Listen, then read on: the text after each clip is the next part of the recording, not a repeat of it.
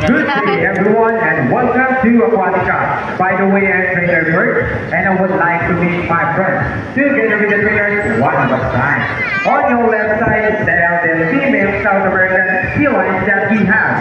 And on your trainer, she is the prettiest. Wow, confident. Her name is Pretty daw Ivy. siya. Together with trainer Drake, Pretty. say hi. Hi! While on the other side, the youngest female South American sea lions that we have. And according to her trainer, she is the cutest. Oh, don't be Okay, shy, girl. Her name is Ira. Together with trainer Mikey, say hello. Hello! Now, let's continue. So guys, do you have any idea why they're called feet or feathers put in marine mammals? Any idea? Do they have feathers? Well, let's ask them. Hey ladies, do you have feathers? The answer is no. It's actually because of their front flippers, which are shaped like a bird's wing. See those? The term flippers may be also translated as wing-footed, since their flippers still look somewhat like wings. In fact, they appear to be flying underwater as they swim from place to place, right ladies? And you know, they're often mistaken as a seal because they look very much alike. But some differences between a seal and a sea lion is the fact they have bigger front flippers. And they can also turn their back flippers, something seals cannot do. As a result, they can walk upright while on land. And that's the fine demonstration. How about a round of applause for sea lion friends? Clap, clap! And you know what, guys? They have this long and flexible neck. How flexible? Whoa, check this out! So flexible, right? How about another round of applause for sea lion friends? As you can see, their body is covered with a thick coat of short hair. And their whiskers help the sea lion sense of touch. They contain nerve fibers, which make them sensitive. Wow, nice smile. Hey. Smile! They may also use their whiskers to aid in navigation or to detect vibrations from prey in the water. And their small sternal ears give them a good sense of hearing both above and below the water surface. Sea lions, like many marine mammals, can see well both above and underwater. They have keen eyesight, but no color vision. In the wild, may inhabit water close to shore, flat rocky cliffs with typhoons, and have a preference for rocky beaches.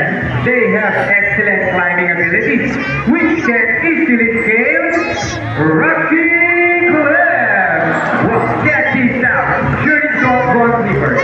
Now, let's talk about their swimming abilities. And let's start with Ira. That's useless.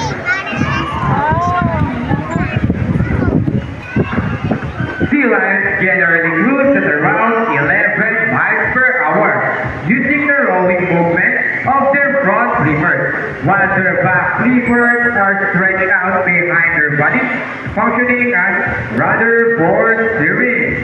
And that is the normal swim. Nice and easy. Thank you, Ira and Mikey. But when chasing their prey or escaping from predators, they can achieve a burst up to ready and see 25 miles per hour. That is so fast. How about a round of applause for Icy, the prettiest. Kusog yung tubig. Buti pinipaanan yan eh. Oh, ayan. Wow, nice, girl. And another one, she deserves it. Clap, clap! Now, here's an interesting story about the sea lions. Did you know that the U.S. Navy has trained a few of them to take part in their special operations? Yeah, that's right. They're able to hold their breath for up to 20 minutes, and they can dive hundreds of feet. Abilities that even the best Navy diver would be envious of. And since cannot be detected by a radar underwater, they're taught to recognize in a voice underwater mind. Alright, ladies trainers, are you ready? What then? Salute! Now, let's march.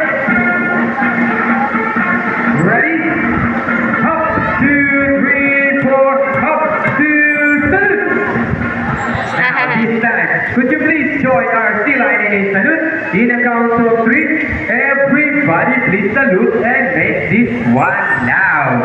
Alright guys, are you ready? Hey guys, I can't hear you. Are you ready? Okay, let me count. 1, 2, 3. Salute everybody. Salute. Thank you so much. Well, sea lions are mostly the search and recover equipment from the water. H2O. Okay, winners, what word? The reef. What is it? The reef sea lion, right? And they got it. How about a round of applause for IC and Ira? Great job, ladies. And Abot din sila. another one. They asked Clap, me clap. for air. Bakla po na yung pag-auma. So, trainers, what's next? The ball. How do you think they get the ball? It's a ball button. Careful, ladies. Ayan na. Go there. Careful, go, I think. Careful. La la la la la la la la la. Fantastic! Our round for July brand. Clap. Excellent work, ladies. Now, Galing. this time, would you love to see a dance number from our July brand? Galing na. Hey guys, where's the energy? Would you love to see the dance?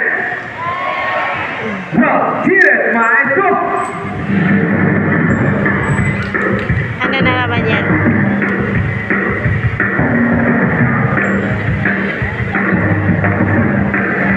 Let's move it! Love your hands, everybody, come on! And now, show them side by side.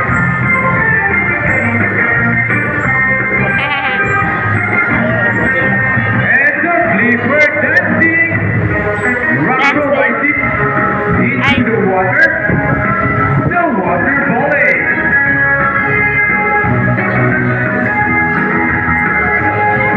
Twist it and turn it. And around the world we'll go. Round and round. Round and round. On the other side, round and round. Okay, ladies, show them that boogie boogie. Boogie boogie, shake, shake, shake. Our favorite part, the booty shaker. Shake the booty. Go, players. Yeah, wow. And keep on rolling. Okay, ladies, show them what you got. People of the crowd, ready your camera because this is the best part. Say it. Arriba! And for the finale. Final na.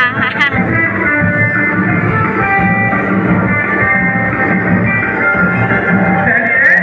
Now let's go. A round of applause for T-Line Friends and the trainers as well for the great dance number. Agis ba sila? Agis. We hope you all enjoyed spending your Clap, afternoon here clap. at Aquatica with your newfound friends, the South American Sea Life, ISIS and Ira. And we also hope that even after you leave, you will take this experience with you wherever you go. And remember, what we do here gitu on doon ya. land greatly affects our friends in the sea. Sea life and many marine animals cannot survive a trash-filled environment. So let's keep our surroundings clean. Aside from pollution, there are many other threats to their survival all over the world, such as climate change and illegal hunting. You can learn more about this inside our Bye-bye. ocean. Always keep in mind that you're steward of our planet and thus, each one of us must do what we can to protect and preserve all inhabitants of our Mother Earth, including ourselves. So on behalf of ISIS and Trainer Drake, I write Trainer Mike All of us here at Aquatica and Manila Ocean Park, we would like to thank everyone for visiting us today. We hope you all enjoy and visit us again soon. So take care and have a nice day. Say goodbye to our Sila and friends. Bye! By the way, guys, if you love some souvenir pictures with Sila and Bird, please approach our friendly photographer